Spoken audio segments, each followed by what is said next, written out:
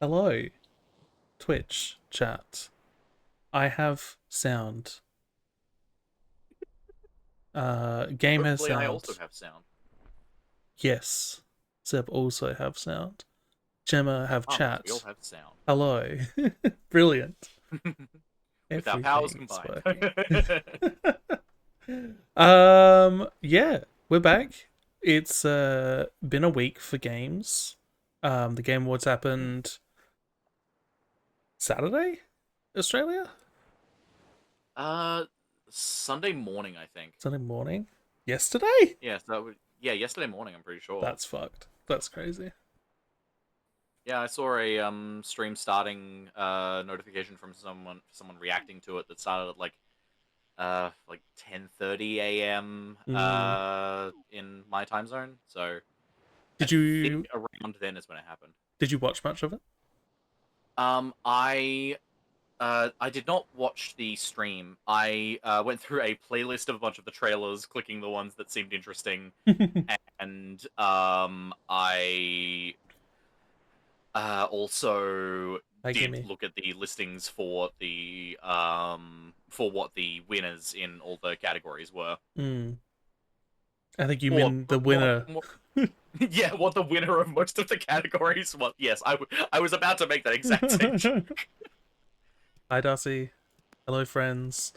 Yeah, I watched Germa watch it, so Uh, I've had it nice and filtered, more palatable that way. Um, but yeah, there were some big announcements. Um, yeah, there were. and I mean, well, I guess we'll get into this afterwards. I want to talk about games we're excited for, but we'll get into the conversation later about an award show being the hub for announcements, because I think that's interesting. Um, Fine. but yeah, I think I can't restrain myself. I want to talk about the Control announcement. Oh, yes. Yes, yes, yes, yes, Have yes. you seen the trailer for it? I have seen the trailer for the new Control. We're gonna watch it again on stream because I love it, Oh, and I please. Please. find something By new all every means. time. Total Warhammer 40k. Sorry, gimme. Oh, I did That's see that one. not on I my did see radar. that one. I don't play the Total War games, but I did play 40k with my dad back in the 2010s.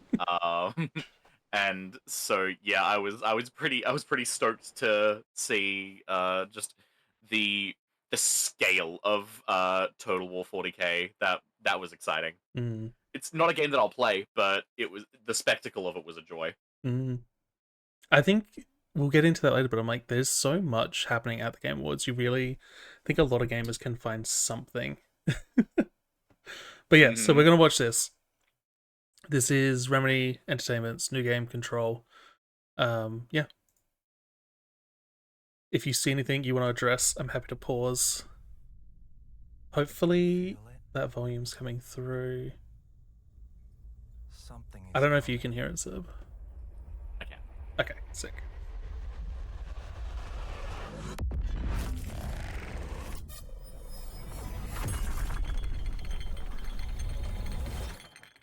I'm excited to see them playing with more weird, abstract video capturing. Hmm. Oh, the Creative Assembly have finally updated their engine. Interesting.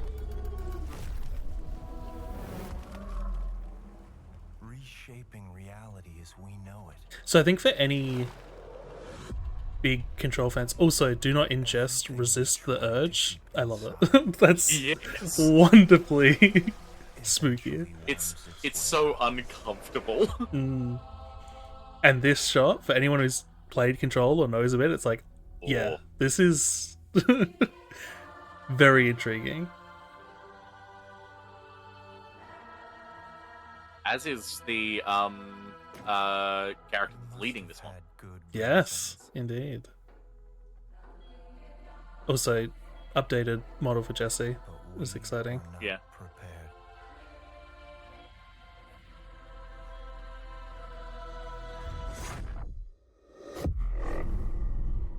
the sound design, I know it's quite quiet for chat, but the sound design is so good.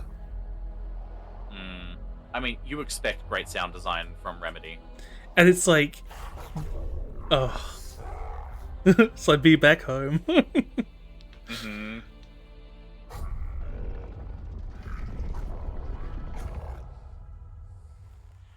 It's their sound design is top notch, but I feel like it gets overshadowed so often about by like the narrative and the visuals and the effects. But yeah, it's worth pointing out.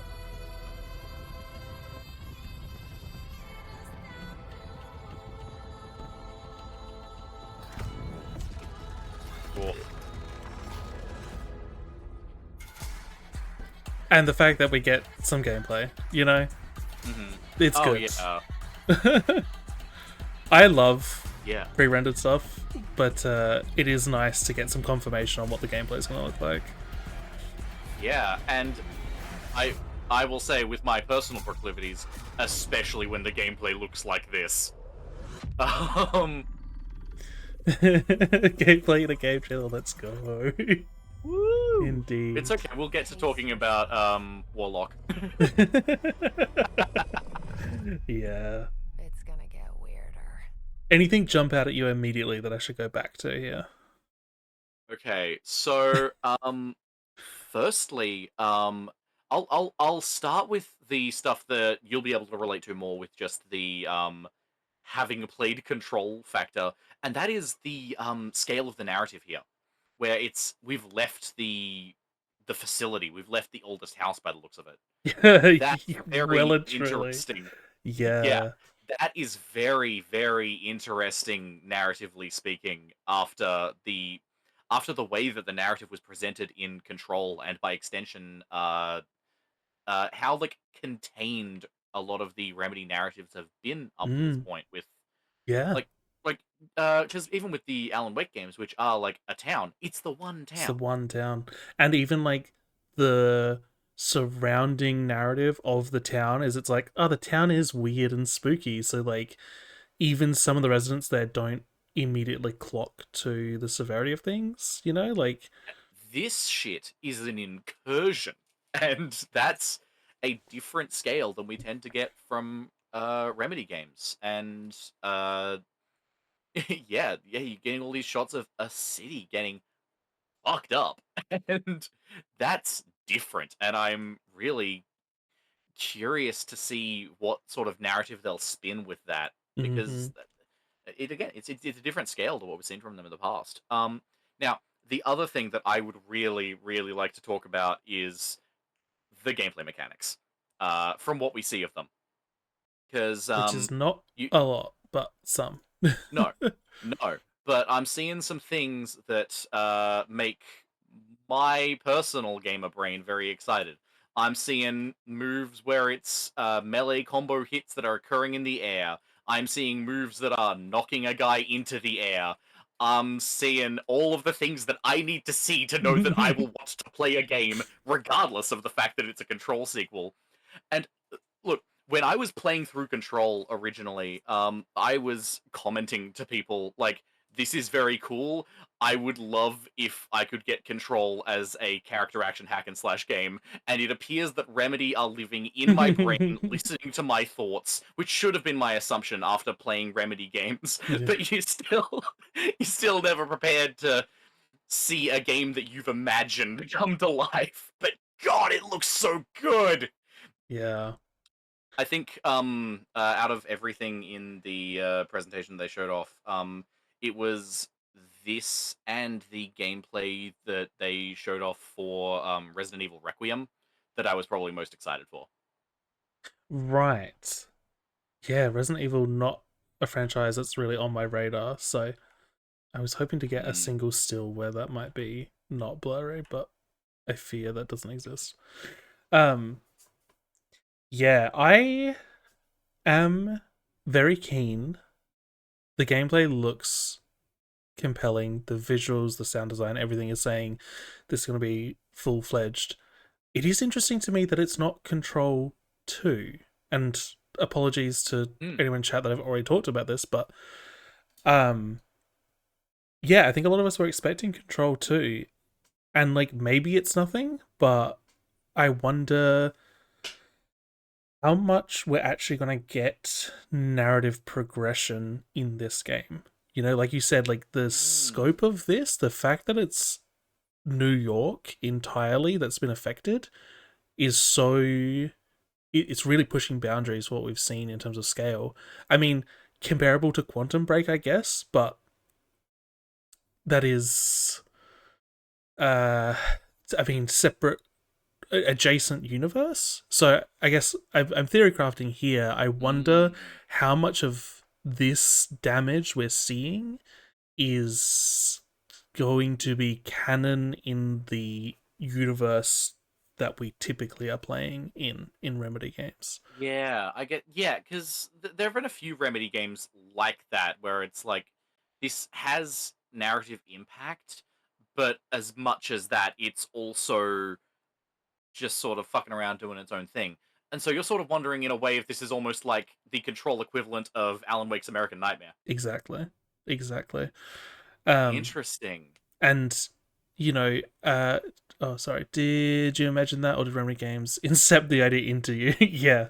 Just a valid question at this point. Um I mean, they'd have needed to influence a lot of parts of my life for over a decade, but frankly, I can't put that past them. So, I I always knew there was something behind Sam Lake's charisma. He's just um are you referring to Sam Lake, or Sam Lake? yeah, no kidding. uh it was like, yeah, American Nightmare. I was you know, I feel like Alan Wake 2 got some pushback for having split protagonist. You saw the dance. That's that was all it took. Yeah, it was an interpretive dance to implant these ideas.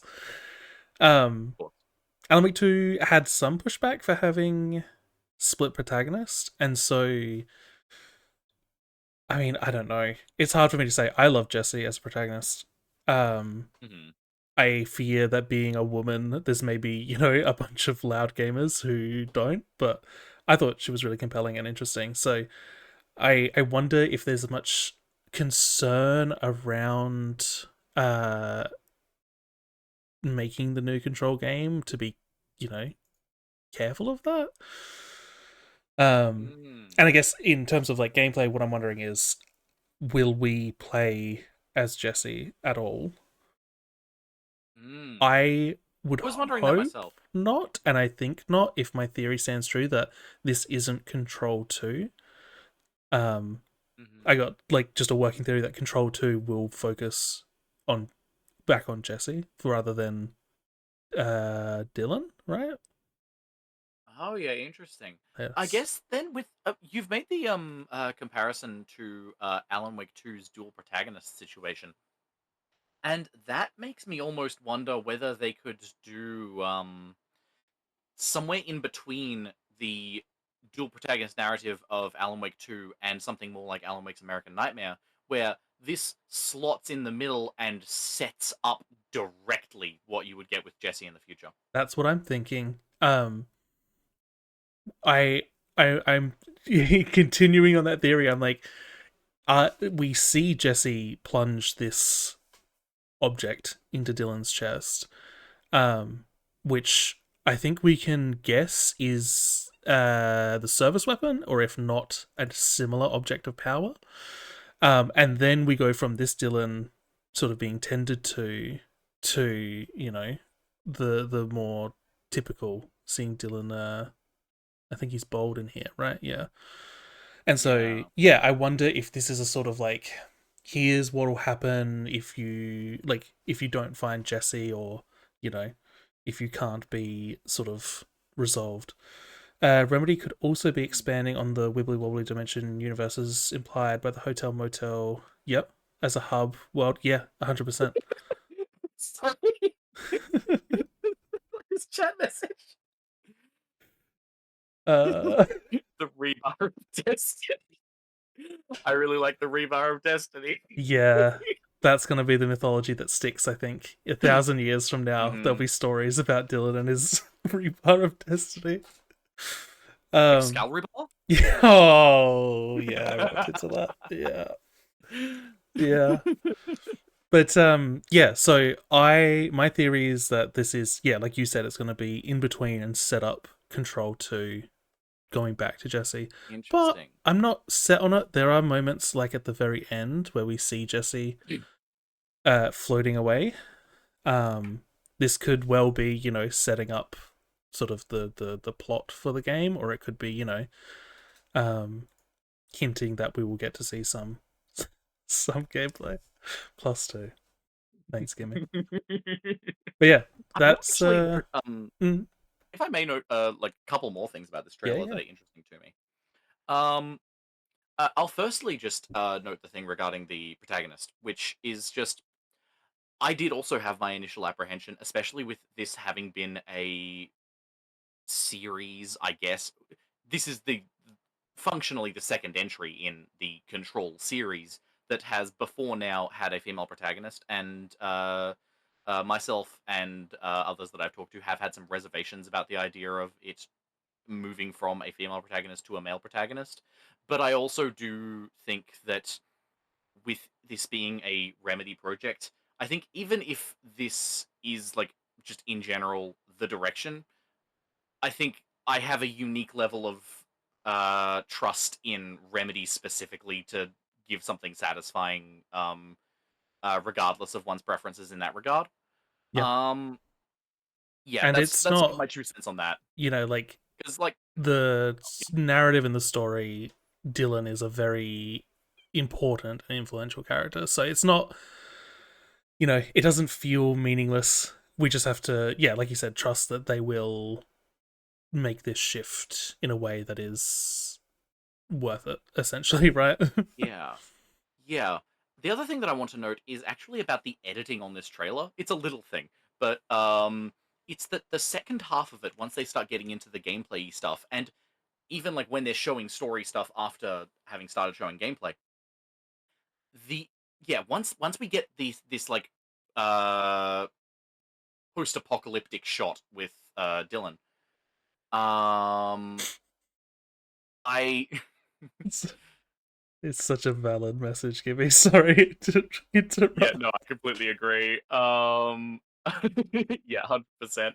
Um yeah, once we've gotten that shot, the editing of this trailer doesn't remind me of the editing of previous promotions for Remedy games. This reminds me of how people promote action games. Mm, This reminds me of seeing promotions for Devil May Cry 5, Ninja Gaiden 4, um, Lost Soul Aside, these kinds of games that, like, they do seem to be leaning into gameplay that has more in common with those sorts of games. But I find it interesting that, like, even the way that it's edited, and, like, even this shot here reminds me of how some of those games, particularly those sequel ones that I mentioned, approached um like their promotions, where you get like in the original Devil May no. Cry 5 trailer, there's it ends with the shot of Dante on the motorbike, and in the original Ninja Gaiden 4 trailer it ends with the shot of Ryu Hayabusa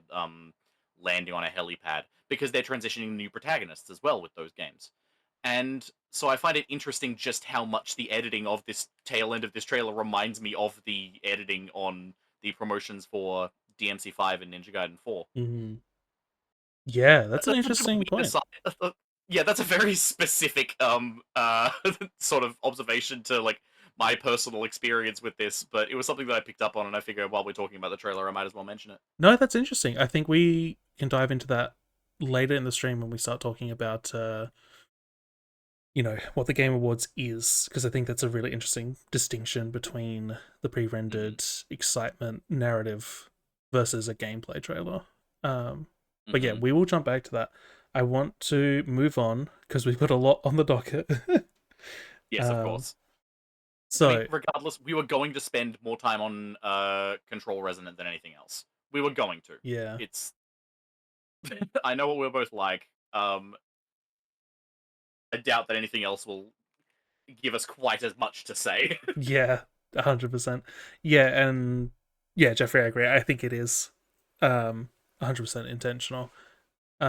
I do wonder Mhm. how much of it is like an aesthetic choice versus like a functional one. But yeah, I also would like to talk about the Forest 3 trailer. Just briefly, because Oh, it I didn't kind of hear about came out that. of nowhere. Yeah.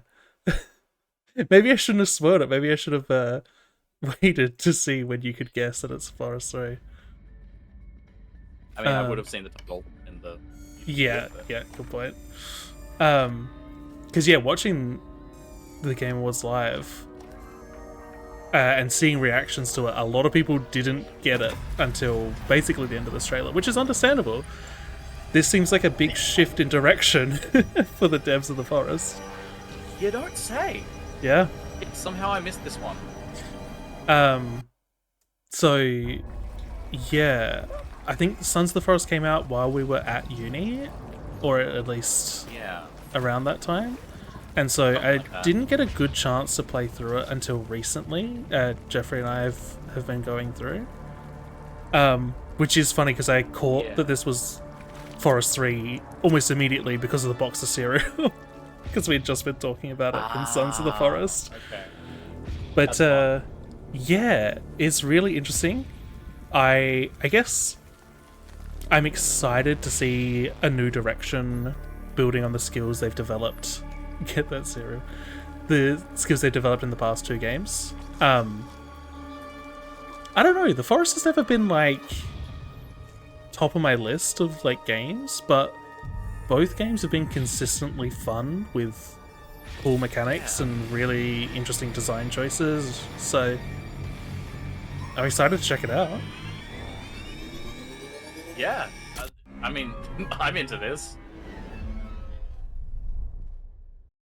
Um, Baffling.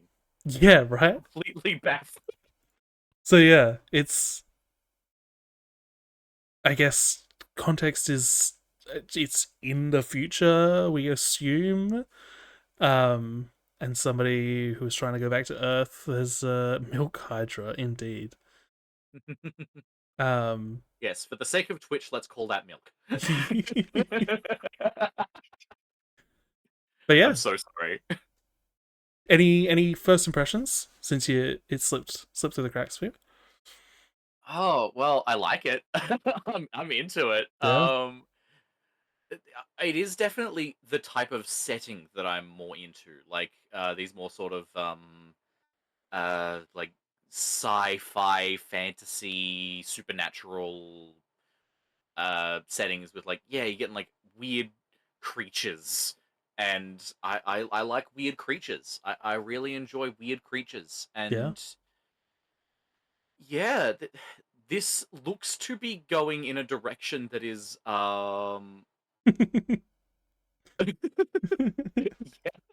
yeah, it's not a direction that I think I ever would have predicted.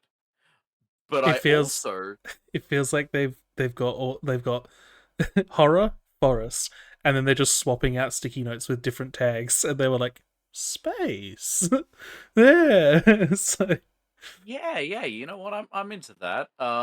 Maybe we'll get medieval forest next. yeah, maybe this I would is actually medieval be down for forest. that. I would be weirdly down for that. Like open world survival craft with that like uh body horror sort of thing going on, but also like some sort of like classic like swords and armor and uh layer that into the log cabins deal. I could be into that. Yeah, you know what? I'm glad they're having fun. I'm glad that they're having fun with it. Yeah, That's my biggest thing actually. That because like this is so clearly for the devs, you know? Like this is the direction that they wanted to take this, and I am always happy to see that because like no one was asking for this. No yeah, one was asking yeah, for this. And that is what makes me the most excited. There yeah. is something so wonderful about seeing a game that no one was asking for. I think the fact that it is feels so far removed from the forest. I'm hoping. Yep, grabbing the worm. I hope that they have some really interesting ideas. Like, because I'm like, this feels weird to call it Forest 3. Yes. And so part of me is like worried that it's like it's Forest 3 just so they can keep using the name essentially, right? And continue the branding that they've established. I But mean, I'm they do show like, that humanoid creature at the end that feels very forest. it does, yeah. Um, This is very forest. Also, something I just noticed, we get this little projected boundary. Oh, I didn't even notice Yeah. the creature in there. I thought it was just around a Oh, you tree. didn't notice the creature? There's so much going on here. And There the is so Milk much going on Hydra here. kind of stole the show. But yeah. So yeah, I'm with you. I'm like, the Forest devs I've never really seen major issues. They make fun, interesting games.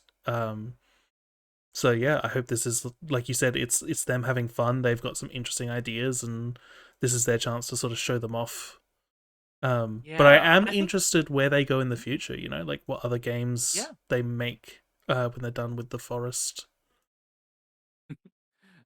Dolph, they're already in the future. Woo! Sorry.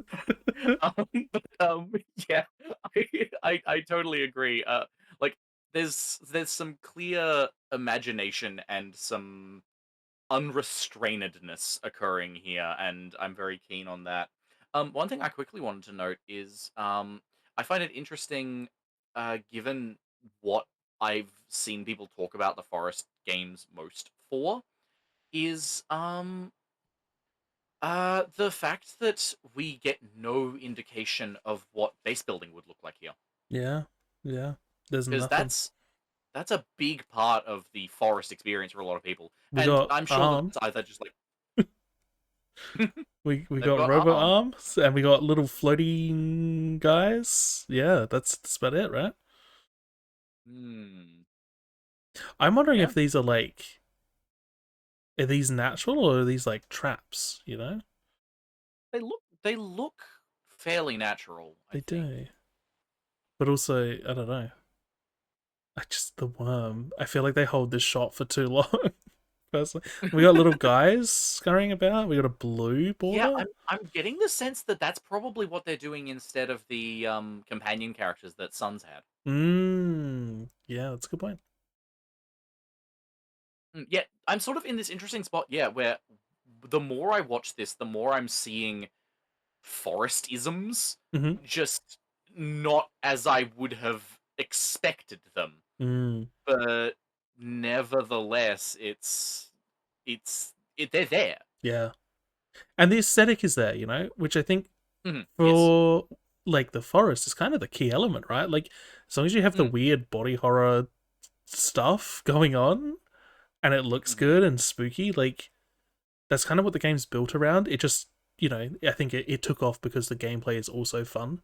So it's like if you if you're built around the vibe and the aesthetic, then it stands to reason that yeah, you can swap shit out like the setting entirely or like a big core gameplay stuff and still get the right expectation.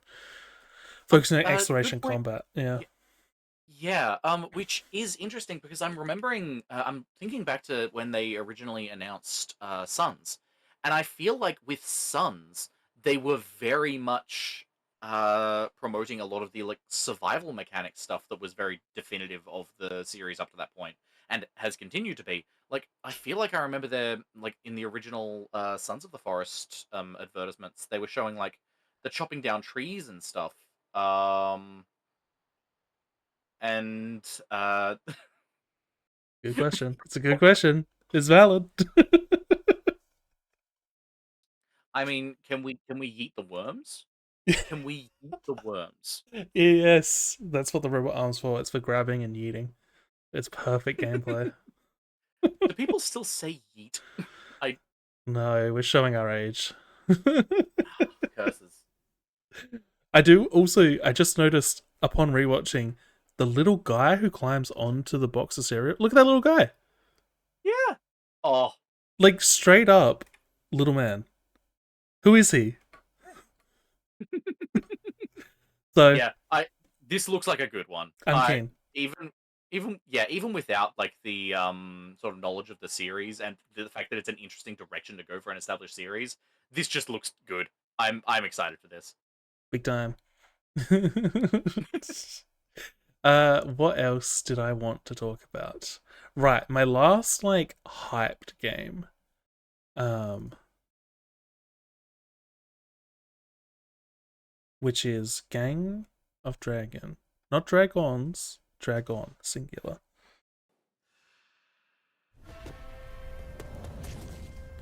I've been through a little bit of a roller coaster with this game, where That makes sense. I thought it was a Yakuza game, like a dragon, and then realized it wasn't. But I've since learnt that the original creator of Yakuza Like a Dragon is leading this, heading this up. Yes. So, about as Yakuza as it could get, I suppose. Yeah. Shinji-san, yeah? Time to settle up.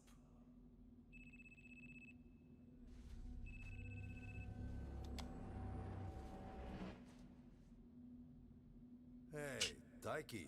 Excuse me. When'd you make it back? Excuse me, sir. Shut your mouth. All right. Talk soon. I was just gonna comment on the dub. Now. I was like, this has to just be the dub, right? Like, Mm. Son of a... Fuck it. Just kill him.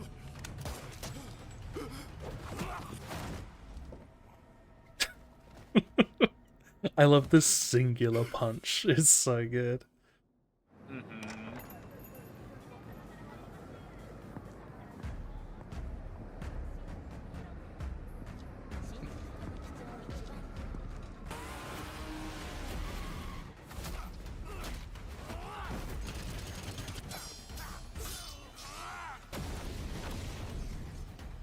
Very cinematic. Very.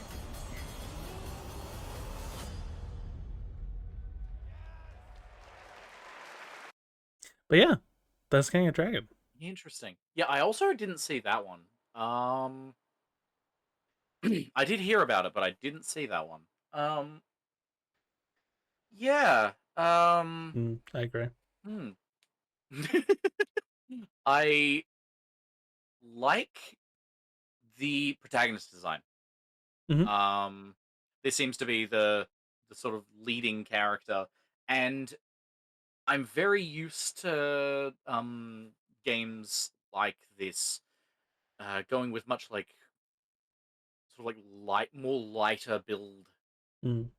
character designs, and this is a much more heavy set character than I'm sort of used to seeing in media like this, let alone games like this. Yeah. So that's very interesting and welcome change of pace. Mm. Fun representation stuff. Yeah, 100%. Um,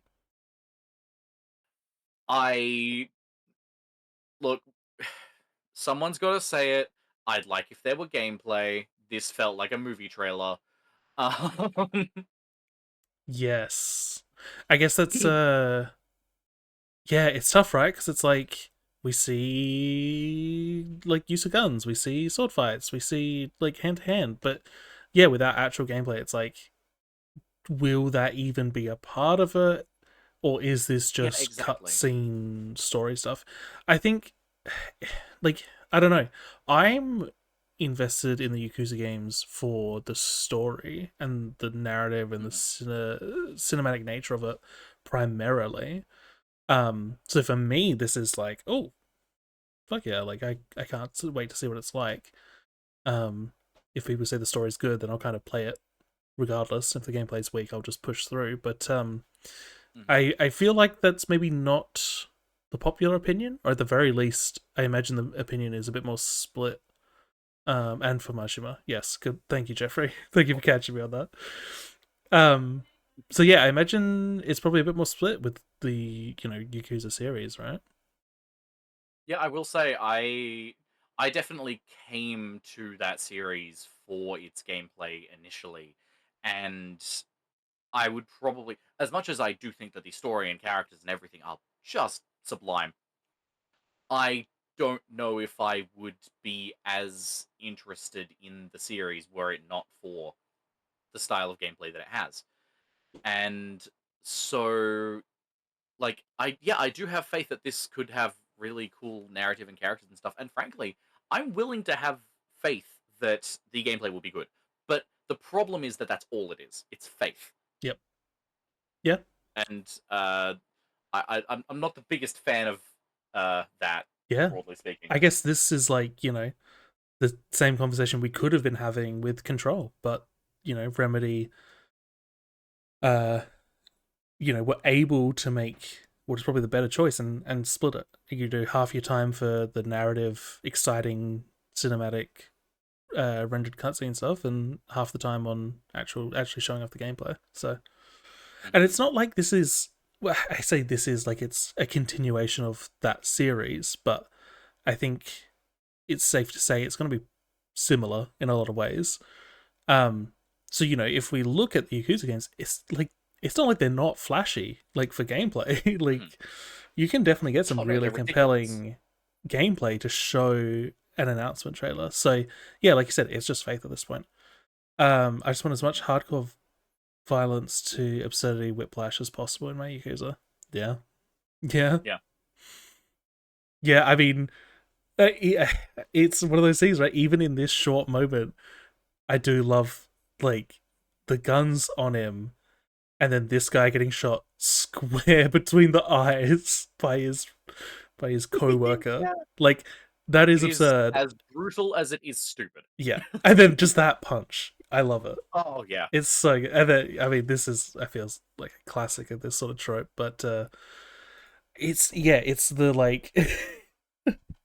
I love Yakuza for that, where it's like, sorry, you've been designated low-level goon, therefore you cannot hurt me. It's like the final form of plot armor. It's like, no, you have 3 spoken lines. You actually cannot affect me. But yeah, so I'm keen to see how that looks. Did we get a date? No, by the looks. we got a title. We got a title and pre-rendered stuff. It's for an announcement. That makes sense. Yeah, I'm cool with that. Ew. Yeah. Apologies.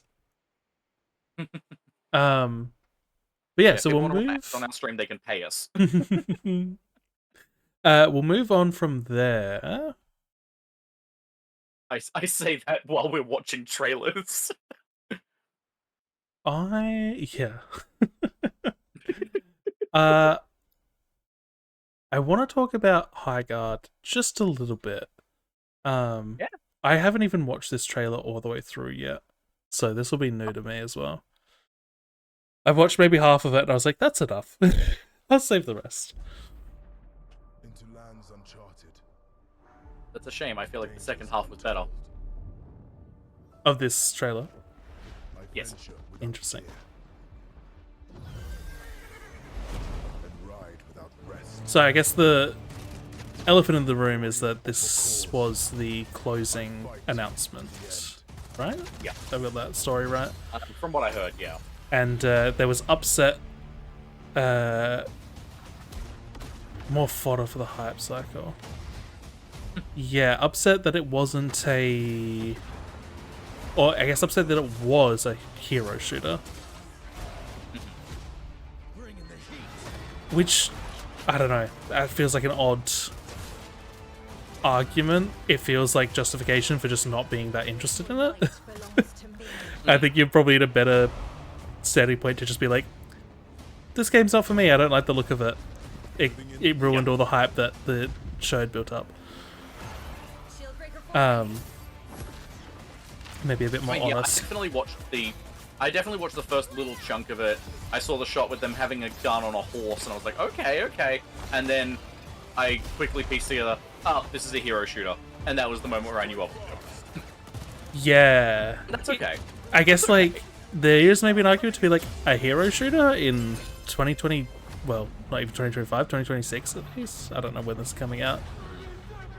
Feels like a choice. I don't know. It also, I don't know. I get put on the back foot from the creators of Apex Legends of Titanfall. Because if you're telling me that, I want to see Titanfall 3. I think I'm also maybe a little over fantasy settings. But I think that's just me. The hero shooter market is oversaturated right now. Yeah, I don't know. I'm like, I want to agree, but also I don't think there's that many hero shooter games. I think the issue is that these have to be ongoing, ever evolving, all consuming. You know? There's. I need to turn autoplay off. 2026. Sure. Oh, relatively soon. I didn't even make it this far. Oh. Yeah, there you Um, go. I also just need to make one quick. Advertisements. Oops. Sorry.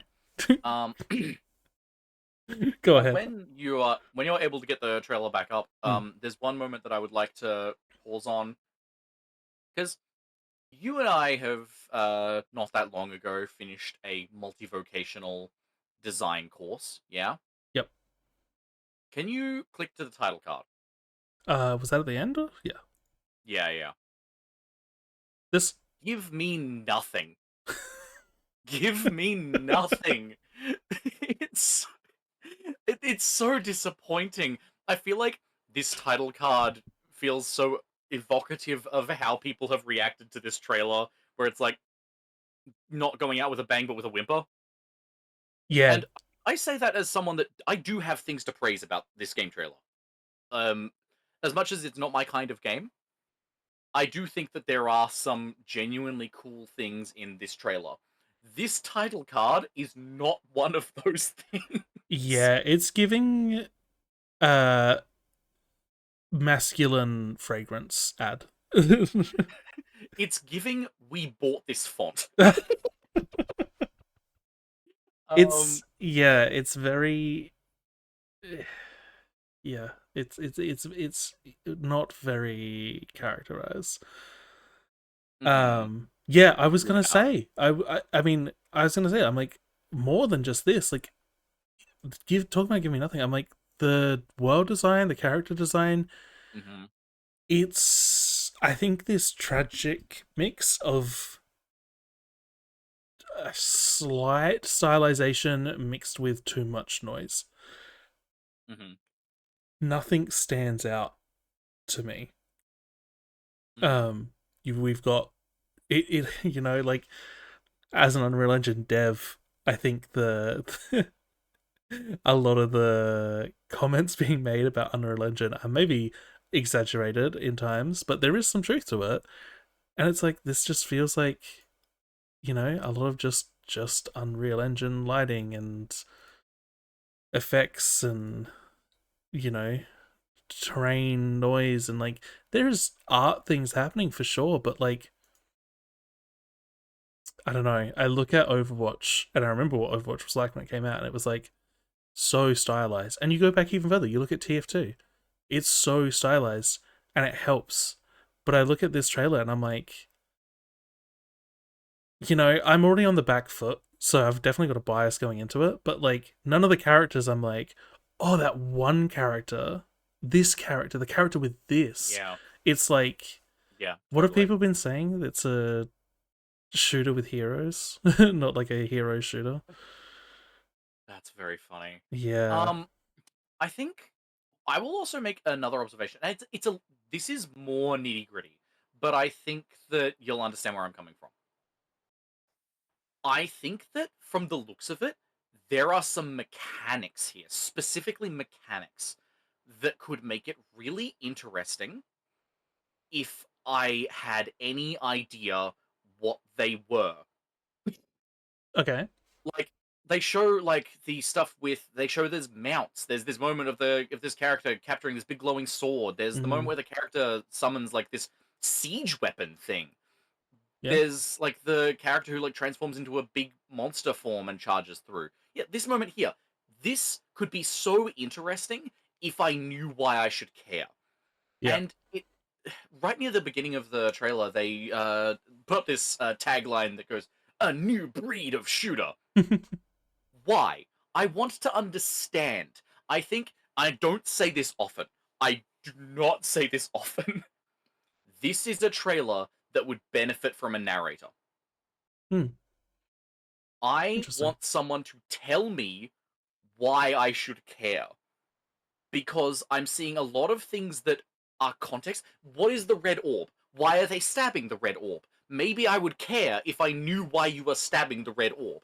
Maybe I will know why your game is different from all of the games that it looks identical to if I understand why you are stabbing the red orb. But unfortunately, I don't know these things. And so you're just saying, new breed of shooter, stab this red orb. And I don't know what the fuck you're on about. And maybe you're right. Maybe your game is cool. But right now, it Yeah. It feels like it it's in the middle between trying to be this like interesting story with these, you know, larger than life characters and this really interesting multiplayer gameplay. You know, it's like Mhm.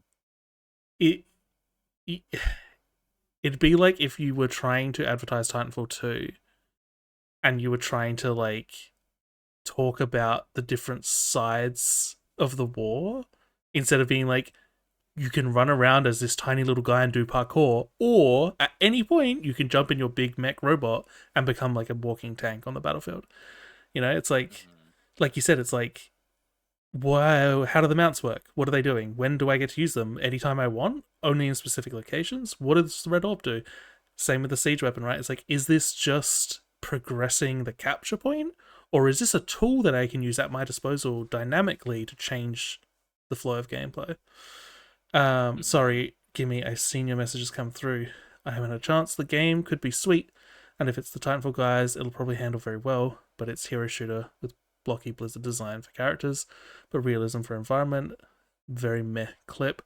The thing I hate most is the disparity in stylization between characters and environment. Yep. Play high guard, taste the red orb. Yeah, it's just I think you summarized that really well. I want my hero shooters to be weird and funny and, you know, weird, odd, strange characters, not Yeah. generic fantasy person Yeah. with gun. So yeah, I think this is how I'll put it. I can't tell whether this game knows what it wants to be, and if it does know what it wants to be, they have not put the legwork into convincing me of that. Yes, 100%. Because it could be really good. It like Mhm. beyond just playing well, it could be really interesting and be, you know. But this tells me nothing. You are generic, very stereotypically attractive blonde lady with weird assortment of clothes. You're not the sniper from TF2. You're not the space gorilla with a Tesla cannon. Like, yeah. I'm And sorry. maybe this character's cool, but again, you haven't convinced me. Yeah. They've not been characterized in any major way. So it's like, yeah. The game could have fantastic loot, but you'd never know it from this. No idea. It's just Yeah, exactly. but it's interesting, right? Like this whole trailer is like almost entirely gameplay, right? It's got to be at least 90%. So it's interesting to me.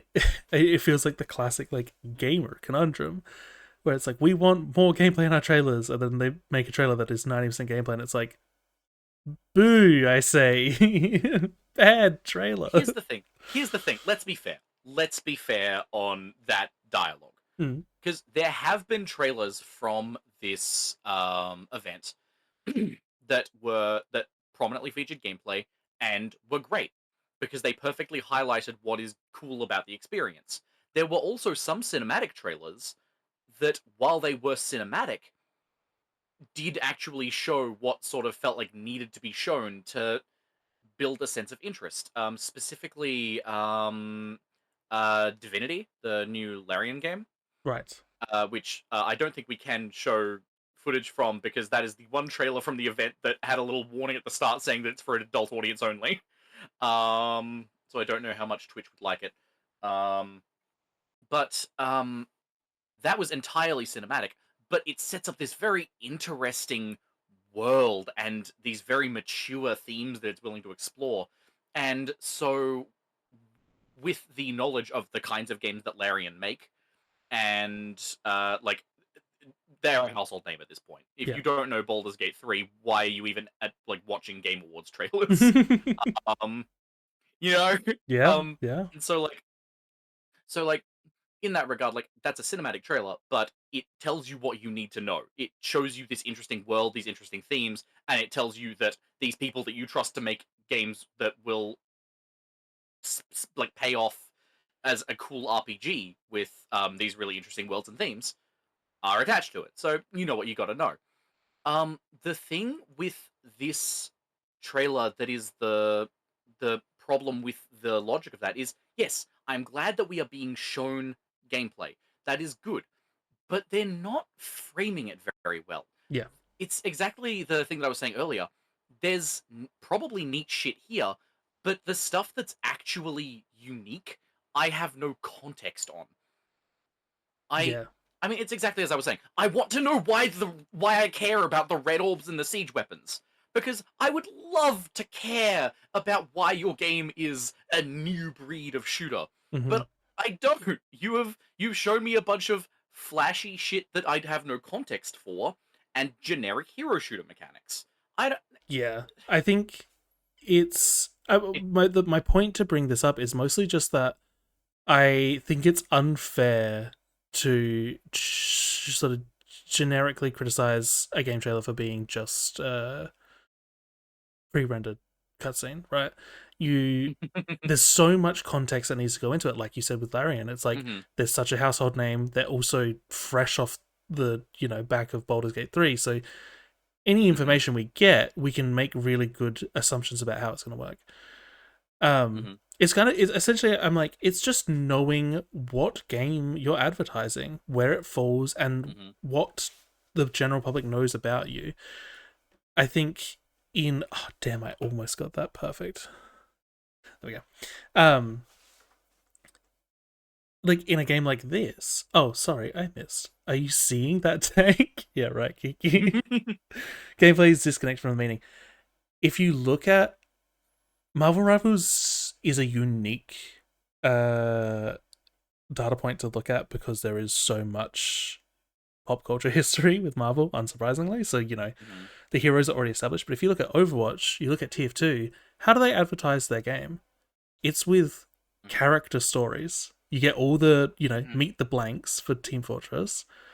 In Overwatch, you get, these flashy cinematic things where it's all about characterizing the heroes and mhm. giving players a way to connect to the character. And then you have here's the gameplay trailer. And if it's really good, all your characterization comes through in the hero's movements and animations and abilities and whatnot. Exactly. Part of the fun of a hero shooter, and I say this as someone that doesn't really play hero shooters, but I see the appeal of knowing who a character is, pressing their special ability button, and going, "Oh, that is so them." Yeah, yeah. And so yeah, in here it's like we don't meet the characters, we don't get to know about them. We get a little bit of Mm, dialogue, but most of them are just shown. And yeah, so I'm like, mm. it's just I do want to, while we're here, I want to watch the Titanfall 2 trailer in comparison Oh, interesting. Okay. because I remember that being really good. And I'm sad.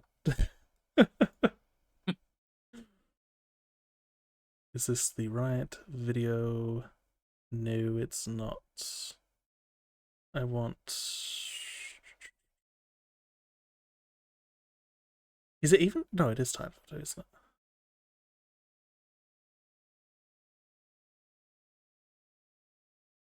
Apologies. I thought that would be like the first result.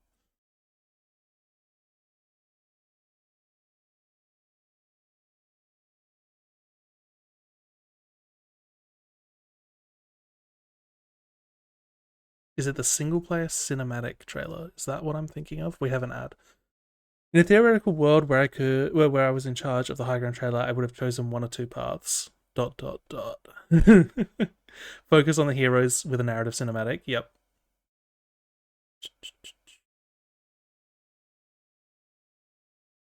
Yes, I believe this is the trailer I am looking for.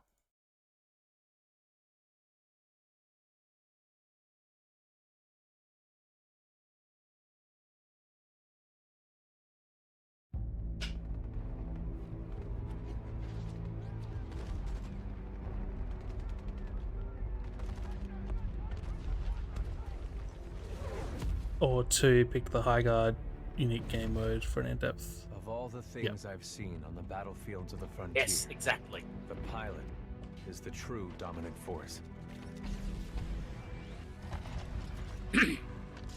Like, this Fast is... and agile. Graceful, yet devastating. Perceptive. This, so much of what we're seeing is interpretations of the gameplay. I think it's one of the really strong factors for this trailer. But also, if you've got a world-class voice actor, use him. You know? Pilots fight differently. But this sets up the player expectation and the player fantasy so well.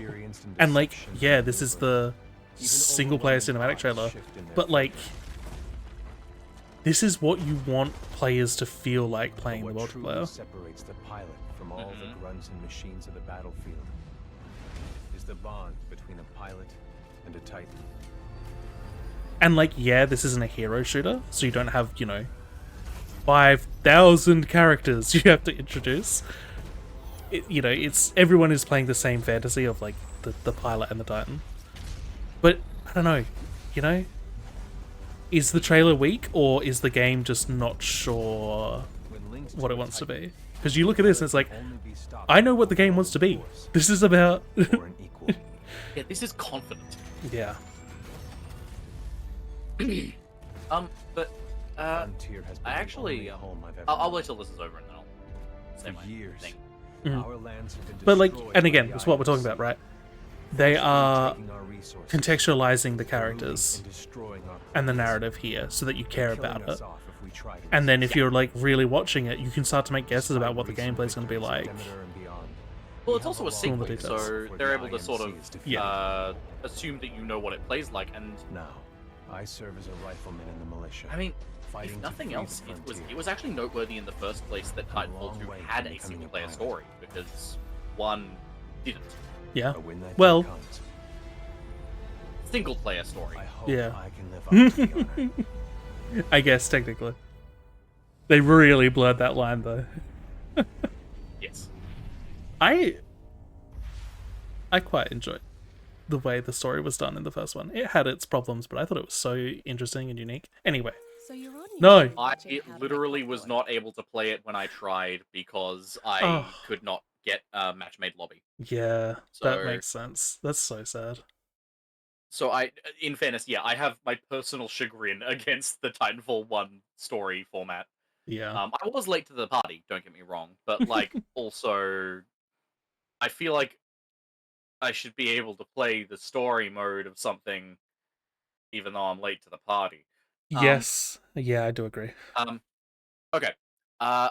The second option that that your friend in chat mentioned is the thing that I was trying to articulate while we were watching the High Gun trailer.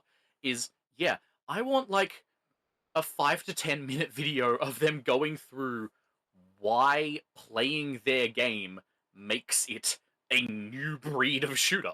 Yeah. Yeah. And it's exactly that. Get into the unique game mode. Talk about why it plays differently. Get into the things that make it play differently. Like, yeah, either of these options are great because either way they show me why I should care. Yep. And unfortunately, the trailer showed a lot, but it didn't give me a reason to care. Yeah. That felt like a trailer you would see. I feel like that's like, you know, you get a cinematic trailer following one of the characters, characterizing them, giving meaning to the hero shooter. You get the next trailer, which is like, you know, maybe lore focused, building on the world, and like you said, you know, starting to talk about the gameplay, but you know, not necessarily having to show it all up front, but contextualizing it. And then you get this trailer, which is like, here, have a look at all this sweeping gameplay we've got. But when that's the announcement trailer, it's like, yeah, man, it's a hero shooter. What did you want me to think? You shoot people.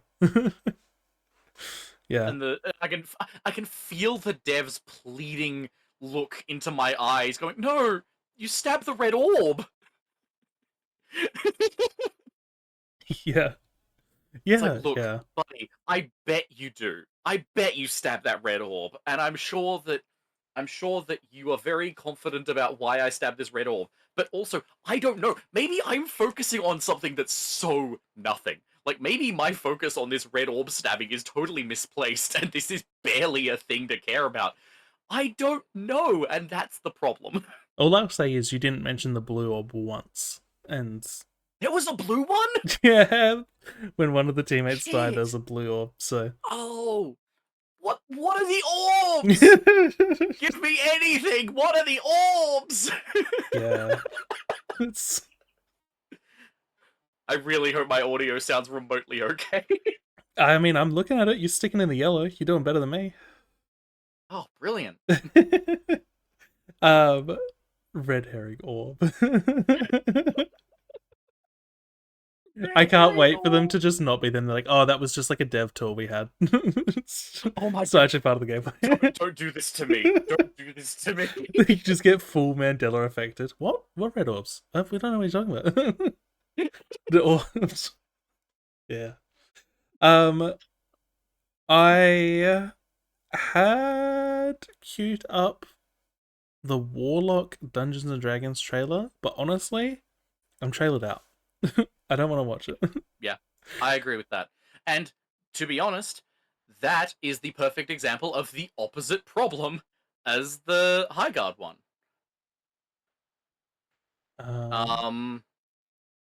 Just to quickly note it, because I don't feel like we need to watch it to just quickly mention, it's a cinematic trailer. It shows the player character and it has a voiceover talking about lore stuff that we have no context for.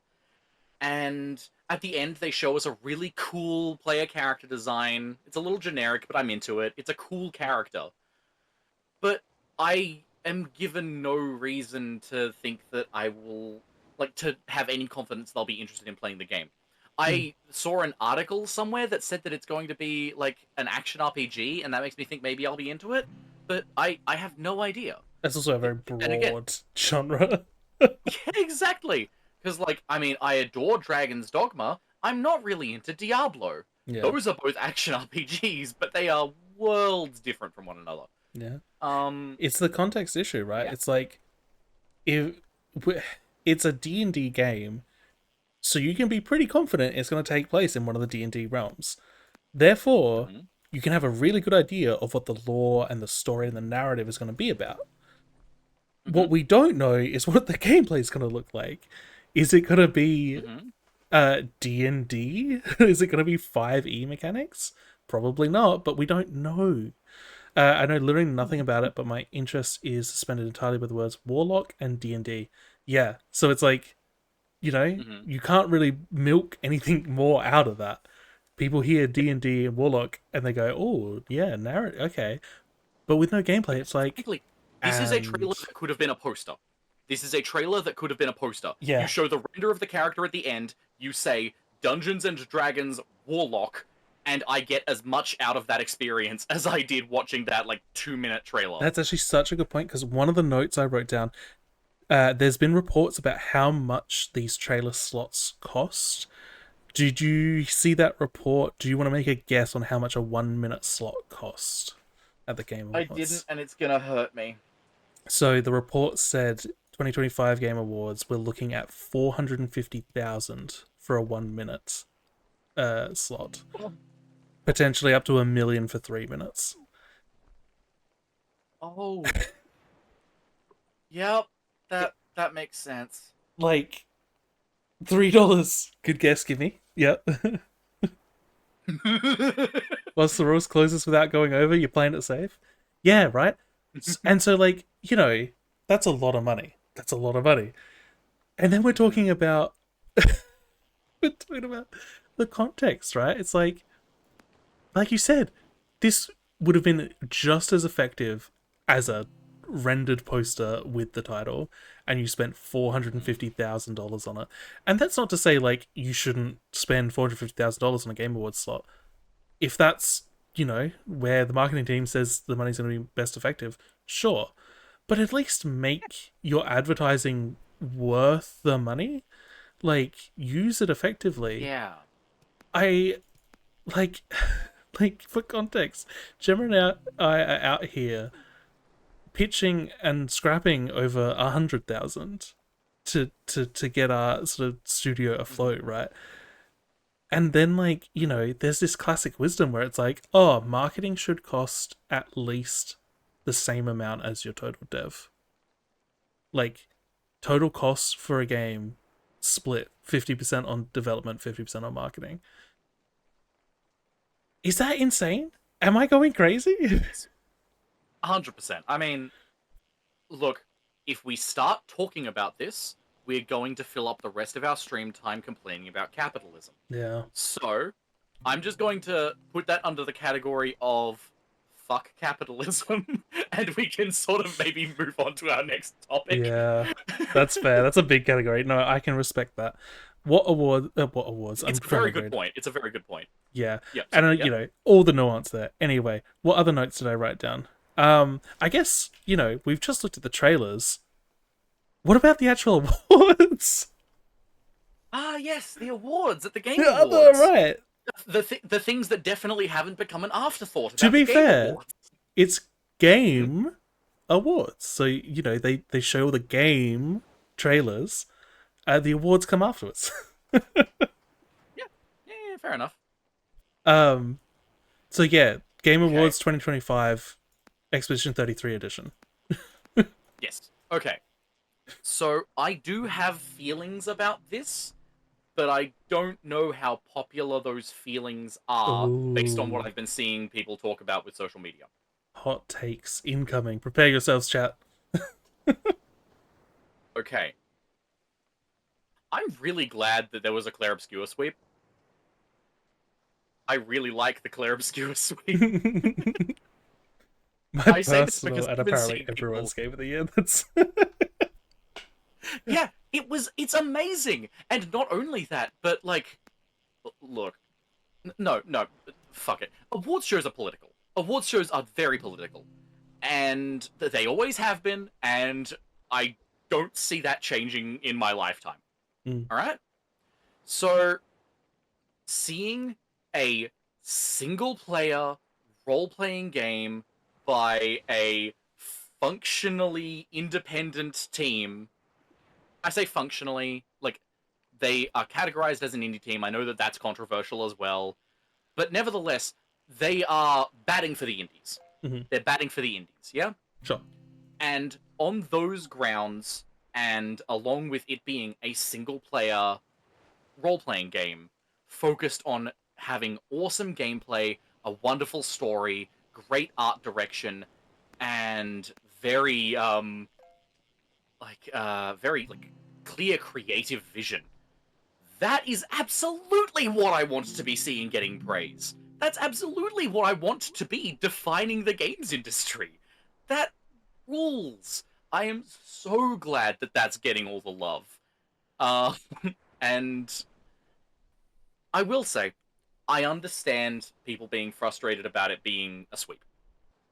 Just because I get that it can be sort of annoying to go, like, attend an awards thing, and there are all of these interesting games coming out, and this one thing is just winning everything. Yeah, I think that is fair. And the comment that no matter how good it is, one thing shouldn't be able to sweep. I agree. I do think that that's totally fair. And I do think that there were absolutely games that came out this year that were wonderful as well and deserved more love than they got in this environment. Like, there were definitely things that were like contenders for some of the categories that, yeah, I do think should have taken it. And I think that there are things that should have been contenders for some of the categories. I remember seeing, I think like I was interested. It was cool to me to see Silent Hill F in the story and narrative category, and that went to Claire Obscure. And I'm not mad that it went to Claire Obscure, but Claire Obscure was also already Game of the Year. We can talk about how cool the themes were in Silent Hill F. You know? Yeah. I'm of the two minds in that regard. I wonder what an award show would be like where they didn't have a single winner, essentially removing the winner and instead celebrating all the nominees. Mm. You know, I'm like, does that help? Does that just push the Well, problem I mean, further along? I I mean, I personally really like that idea, but that comes from a place for me of just being super anti-competition. I Yeah. don't think that like this hyper-competitive mindset is actually benefiting everyone. I think that it is a holdover from less advanced periods of human society, and I think that as if we actually get to culturally advance into the future, that sense of hyper competitiveness will, on a cultural level, on a cultural scale, will fade with time. I like to hope, but that's my own personal philosophy on the matter. Um, and so, from that standpoint, yes, 100%. I think that we should be just celebrating anyone that we thought was cool. Yeah. That's just more fun to me, if nothing else. But I understand how badly people want to see that there was a game of the year and film of the year, book of the year, soup of the year. Should just be like the New York Times bestseller. You know, everyone can put that on their book. We got Jeff Keighley Game of the That's what we Year, should and all be like doing. 40 games in 2025 get that title. Frankly, I fuck with that. Yeah. No, it's an interesting take on competitive nature because I personally not a huge fan. But I always just chalk that up to, you know, that's just differences in individuals' opinions. But that is definitely glossing over the history of competitiveness and, you know, maybe sort of the, yeah, like you said, the times when it was brought in. But that is, we're going to label that under fuck capitalism, I think. Yes, I'll note, I'll put a little footnote under that saying that anytime I've heard someone talk about how important competition is for advancing human industry, they are very easy to bait into speaking fondly of the military-industrial complex. So, Take that as you um, will. indeed. Oh. But hmm? I'm just reading Jeffrey's comment. How about a vote system where greater than a certain number of votes gets an award? Yeah, I don't know. That's interesting. I Interesting. worry, I you know, like that. like, I mean, obviously, yeah, there are issues, but like, it's fun. As an yeah, idea, I like it. I would love to see it tested out. But I mean, I guess this goes into the broader conversation around the Game Awards, right? Where it's like they have to be funded somehow. There are so many people working on it. Mm. To you know make this celebration and put on an event at the end of the day, and so it's like how you know like it seems like the way they make their most money is by holding advertisement slots. And it's you know if they don't do that, are they able to make enough money to host the next event?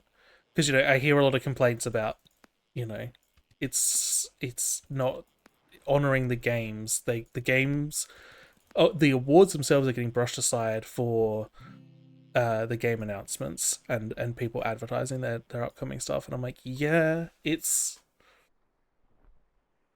I don't know.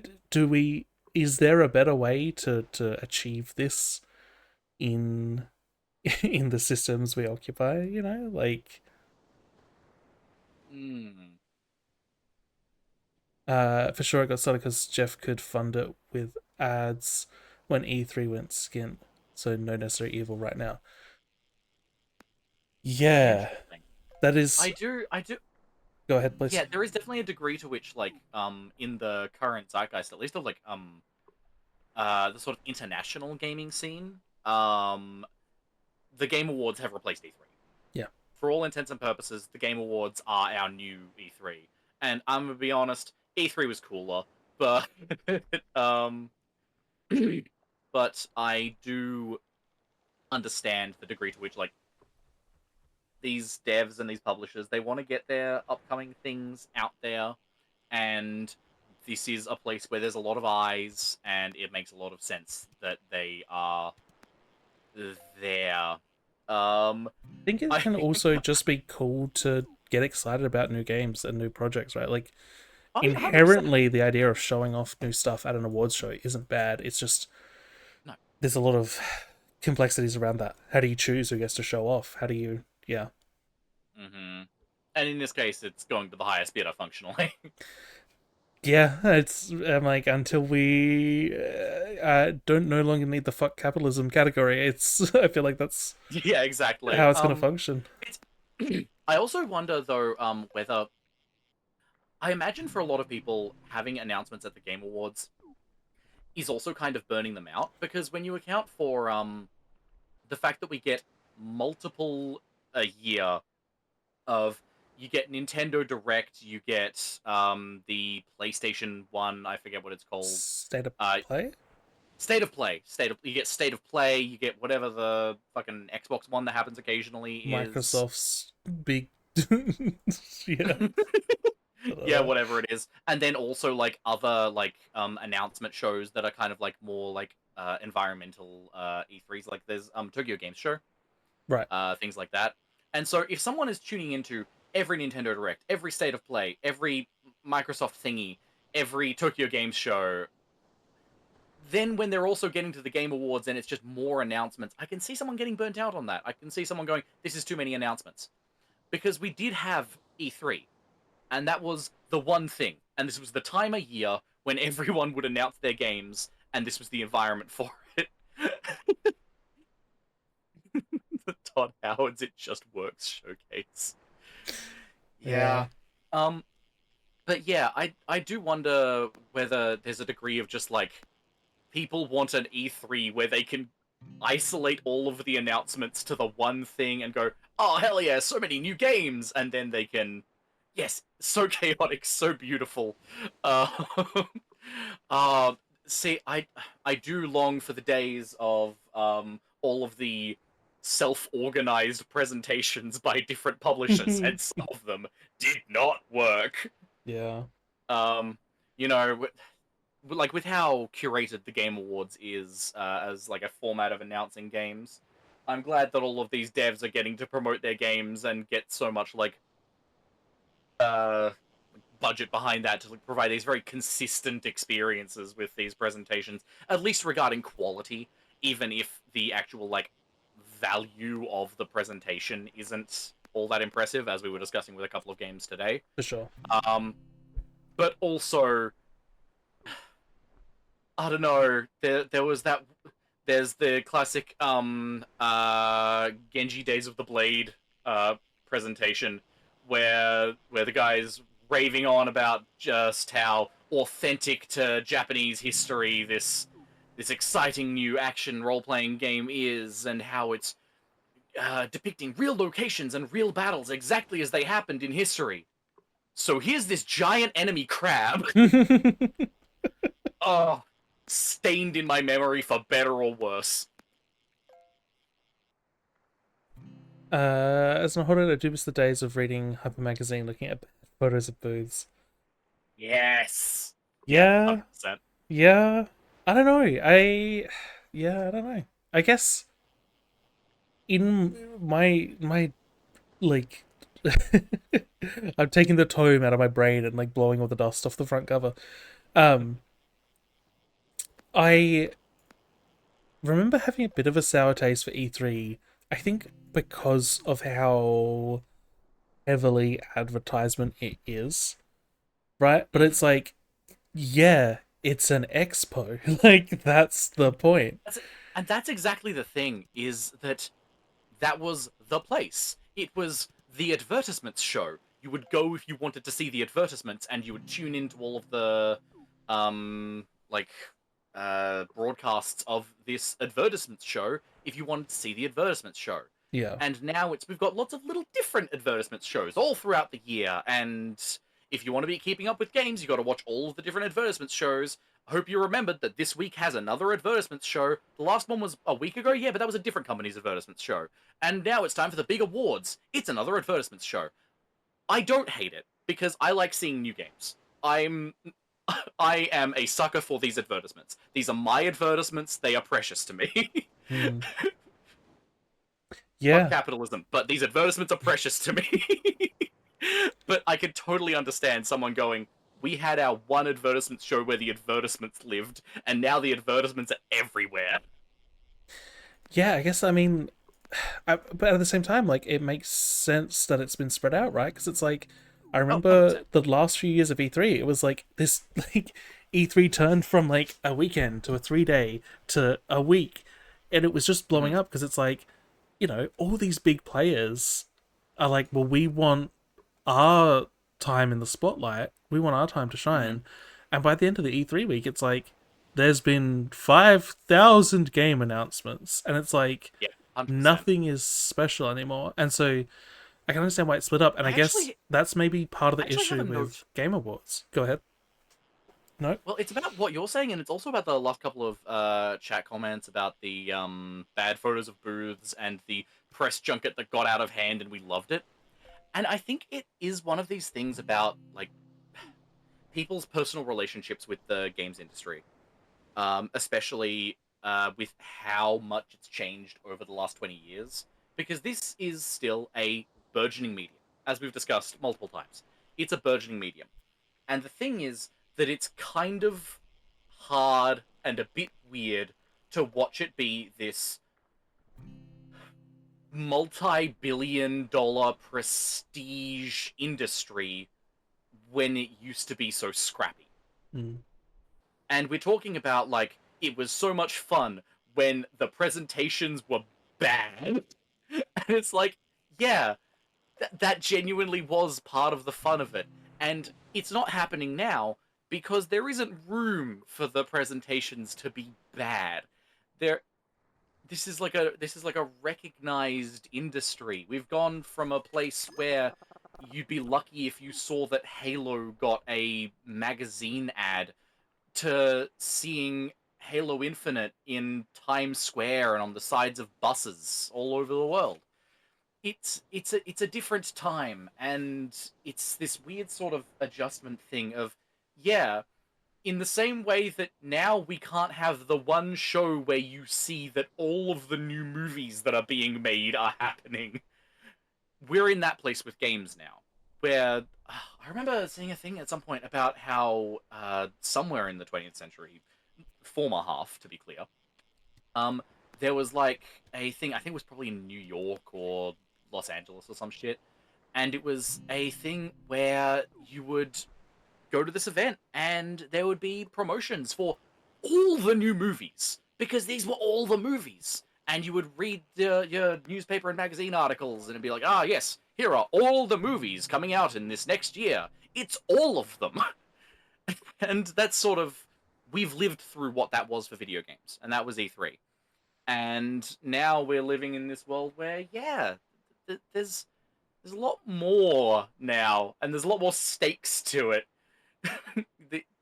There's loads of stuff getting made, and the people making it have a lot of reason to give a lot of a shit about how it's received. We cannot get. We don't have the luxury of here's a giant enemy crab. Interesting.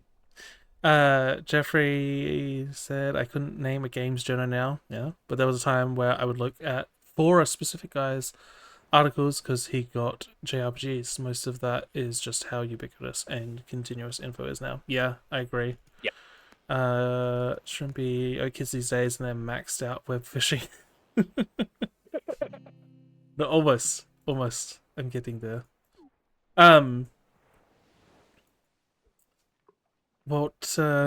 Yeah, I guess that, like you were saying, Jeffrey, sort of the continuous info. I guess that's like the symptom of the Game Awards, right? Like the Game Awards. What did I read? 154 million views this year. Um, more than the previous years. So it's there's all these gamers watching. It's it's not E3, even though it's starting to feel like it. And so I guess if you're a marketing team, you go, well, this is one of the most viewed events where the most gamers are going to be. If our announcement is the big announcement of the event, then we're going to be that's, you know, we're going to have all that spotlight on us. You know, there's sort of the antidote to what E3 became, where it was like everyone was sharing the spotlight. Even if you found half an hour to have your presentation, it's in the middle of 400 other half an hour presentations. But yeah, I guess that's the issue, right? It's very clearly becoming the point where it's cheap ad space by comparison. I did hear that, yeah, compared to the Super Bowl ad spots.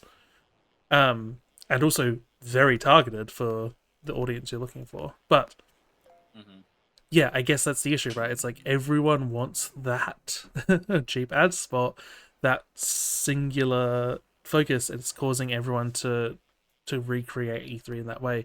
And I guess the tragedy is that the event was meant to celebrate the games that have already come out and the people who make them.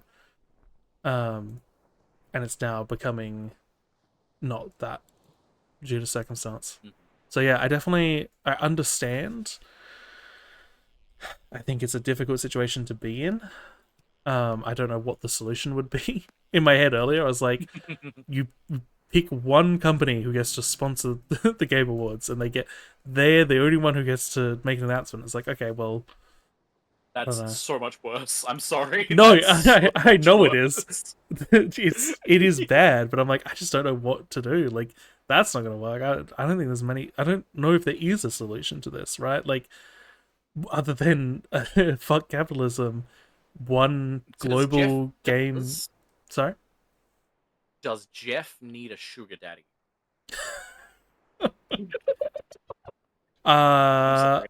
I think he needs a sugar daddy. Currently, I think he's being passed around, and Miss Piggy is loving it. So, I think it's what it was always intended as. Unfortunately, the awards are hooked, the advertising, and I think it's by design. That's yeah. Oh, that's valid. That's valid. I don't know. I'm torn. I watch a fair amount of Cutie Cinderella, Twitch streamer who organizes the Streamer Awards, and I've heard her. I mean, she talks quite openly in the past about how managing an event like the Streamer Awards goes, but she's also talked about speaking to Jeff Keighley and how he runs the Game Awards, and talks about him favorably in that sense. And so, like, I feel like one of the few people who's like, you know, I feel this certain thing where I'm like, well, Cutie talks about him in this way, so, you know, I sort of can't have a similar sort of like, nah, fuck that guy. I mean, I'm certainly not saying fuck that guy. No. A lot of the internet is. Yeah. But yeah, that's that's the Game Awards and advertising. What other notes did I write down here? I mean, we kind of talked about, you know, what the awards mean. Jeffrey, you know, you're saying they're kind of bait. Zeb, you were getting to that point briefly about, you know, awards are, and Key, I think you were on the same page where it's like the idea that a game can sweep the event and that, you know, all the focus goes to the single winner, rather than acknowledging the fact that, you know, in a lot of these cases, all the other nominees were just as valid winners. So yeah, I mean, the format, the awards. It was the DICE Awards? Those used to be like the games industry big ones. I have no issue with the Game Awards, but I also recall Jeff talking about it when making it so that this is expected it to be. Yeah. Warhammer 40k, sorry, I can't. We gotta spell it out so Jeffrey doesn't get excited.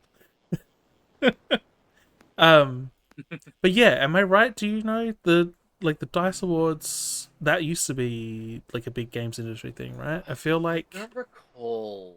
I feel like GDC is starting to step into that realm as well, right? They Game Developer Conference, they do awards. They tend to be less advertisement-y. I don't know. I guess my other issue is I'm like, the the award system for the Game Awards doesn't seem to be that bad. Like, I was doing some research on it, and from what I understand, essentially they have something like over 100 news outlets, news organizations for games who act as a jury to all vote to nominate different games. And then once all the nominees are in, they repoll all those organizations for the singular winner, and then they also take in, I think it's like a 10% of it is weighted by an audience vote. So I'm like, the voting system itself doesn't, I'm like, are there flaws there? And before I let you speak, this is great. Also focus on tech side and companies showing off their tech. Right.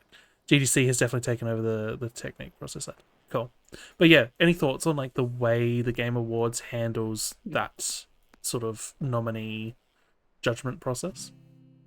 Well, it's interesting because I feel like there is some validity to that, but I will also say pretty much every year there will be at least a handful of categories where I will see what the nominees are, let alone what the winner is, and I will look at it and I'll go, why the fuck is it this?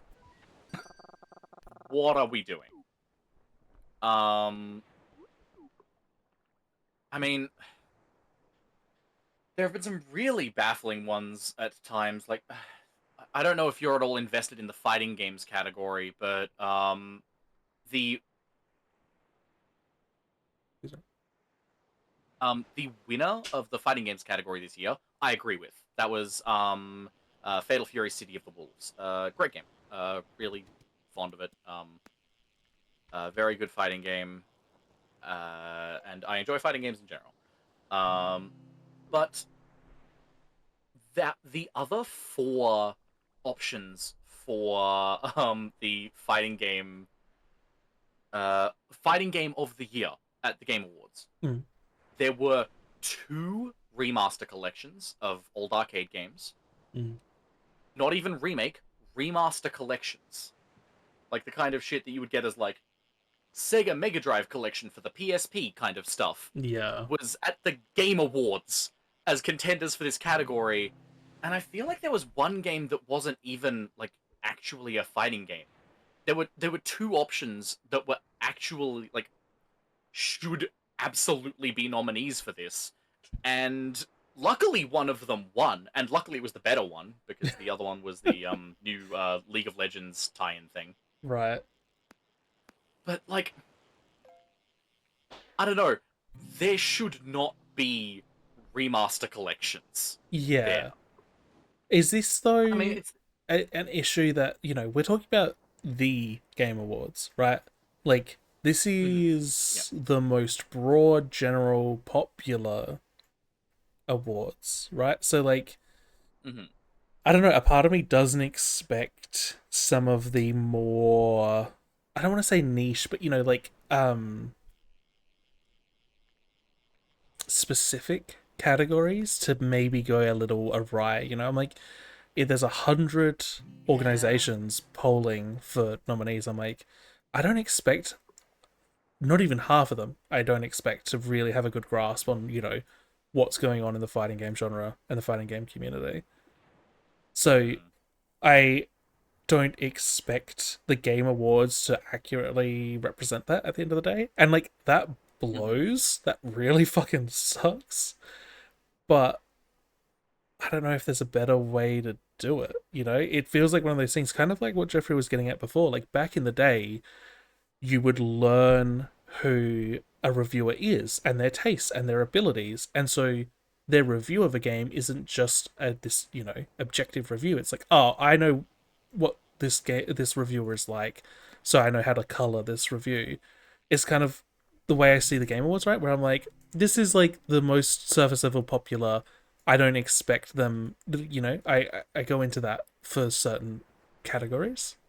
I'm like, is that valid or is that just cope? I don't know. I feel like, yes, Virtua Fighter, that was the other one. And yes, Virtua Fighter 5's first release was, does that say 2006? 2006, yeah. Yes, sorry, yeah. 2 remaster collections, 1 updated deluxe edition port remaster thing, and a free to play live service game were the contesters with Fatal Fury City of the Wolves. And yeah, they luckily went with the one option that wouldn't have made me mad. I would have accepted the League of Legends one.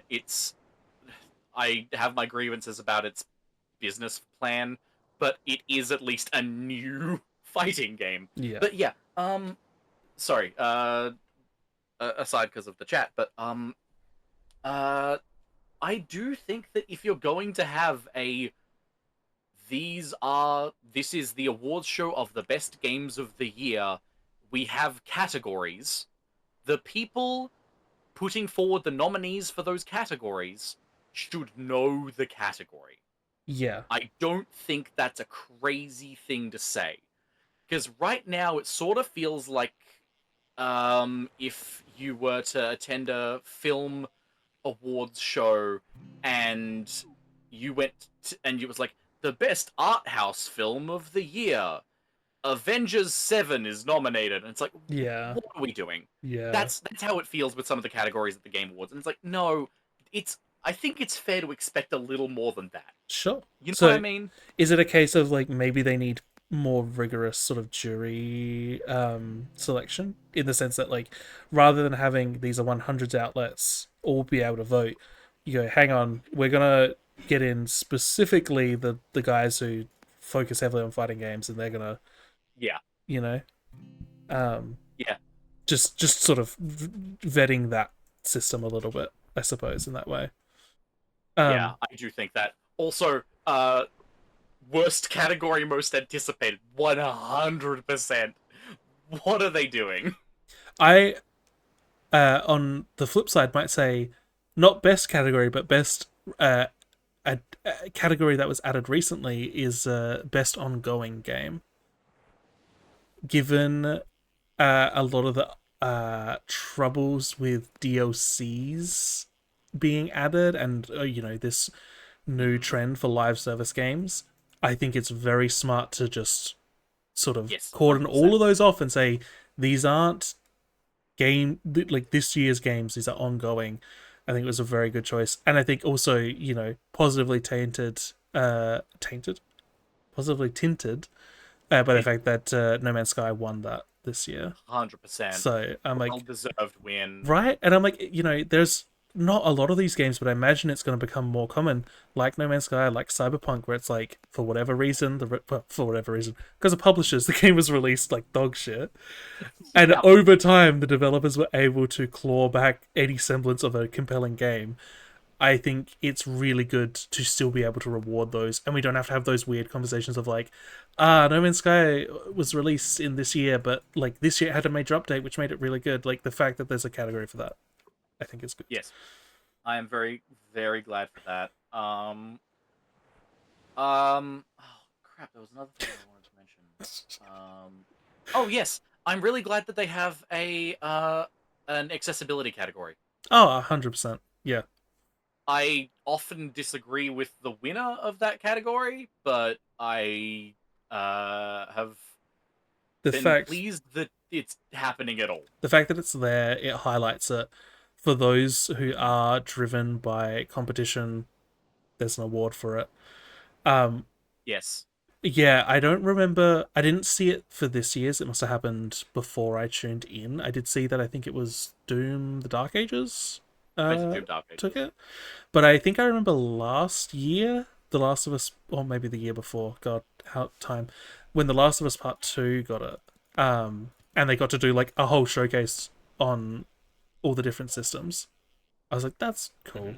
Or if they didn't showcase it, it at least like drew attention, and I saw a video where they showcased like all the massive accessibility features, and I'm like, that's just good. Let's Yeah. I think that's a good pressure to put on the games industry is, let's keep making accessibility tools better and reward those who are breaking ground in it. 100%. Because it just normalizes it, and we don't need to get into that. We've talked about it before, how good accessibility is, not just for the people who need it, but for everybody.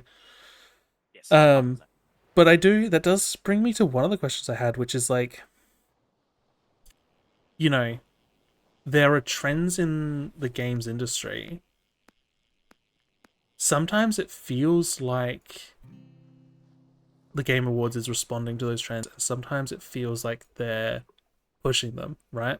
So, like, Mhm. we now have Best Ongoing Game Award because of the trend of games being made over time as they've been playable. But I'm like, what do you think is the responsibility there? Uh should the Game Awards be more cautious? They caught some flack a couple years ago with the Activision Blizzard sexual harassment scandal. They made a statement at the start, uh,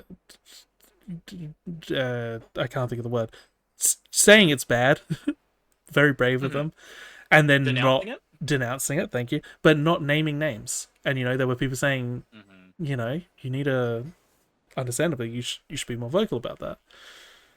And then what was it this year? Arc Raiders won.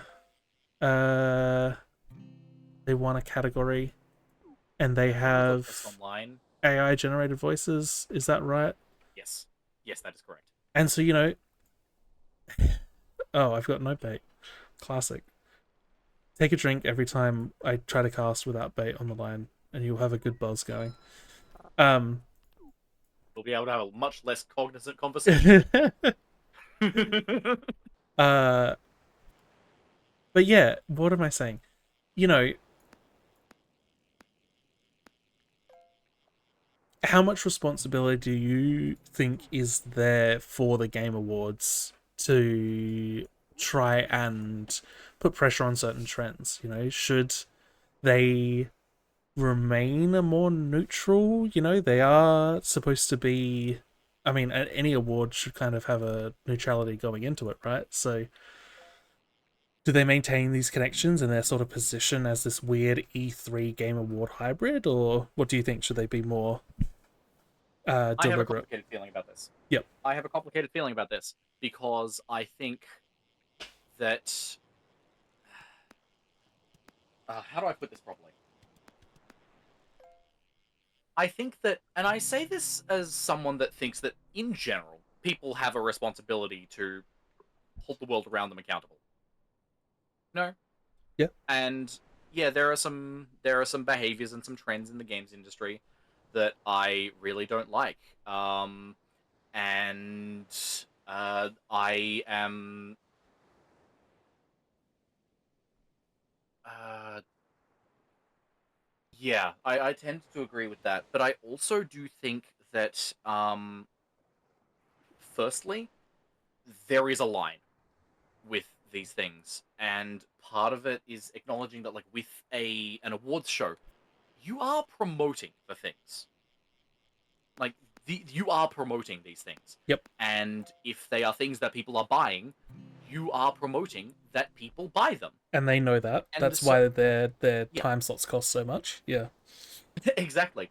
And so I do think that, like, when we know things about these situations, when there's, like, set in stone, we understand the situation. I do think that